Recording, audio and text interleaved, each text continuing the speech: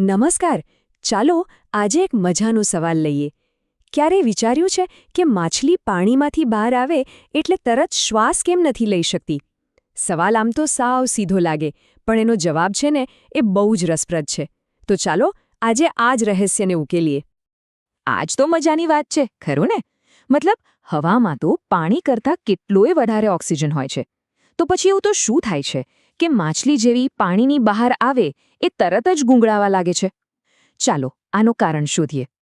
તો આ સવાલનો જવાબ શોધવા માટે આપણે માછલીના શ્વાસ લેવાના તંત્રને એટલે કે એના રેસ્પિરેટરી સિસ્ટમને થોડું નજીકથી જોવું પડશે.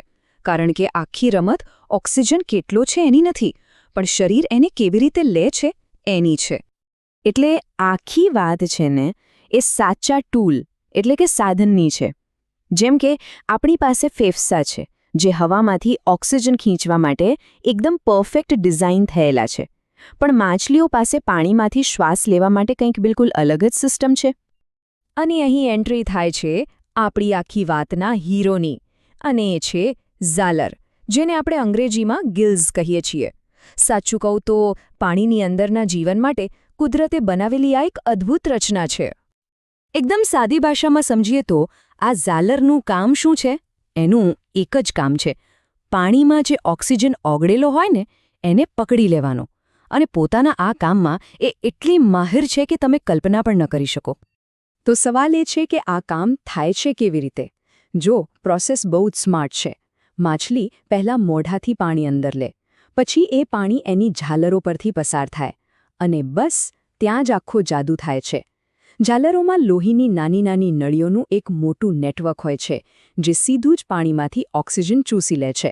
કેટલી સ્માર્ટ અને અસરકારક સિસ્ટમ છે નહીં? જ્યાં સુધી માછલી પાણીમાં છે ત્યાં સુધી તો આ સિસ્ટમ એકદમ પરફેક્ટ છે, એક માસ્ટરપીસ જેવી, કોઈ જ વાંધો નહીં. પણ જેવું આ માસ્ટરપીસને એના કુદરતી વાતાવરણમાંથી એટલે કે પાણીમાંથી બહાર કાઢવામાં આવે ત્યારે શું થાય? અને બસ અહીં જ આખી કહાનીમાં ટ્વિસ્ટ આવે છે. જે ઝાલર પાણીની અંદર એની સૌથી મોટી તાકાત છે, એ ઝાલર જમીન પર એની સૌથી મોટી અને જીવલેણ કમજોરી બની જાય છે. તો પ્રોબ્લેમ શું છે? જુઓ, પાણીની અંદર ઝાલરની જે બારીક રચનાઓ હોય છે ને એ એકદમ પંખાની પાંખોની જેમ ખુલ્લી રહે છે.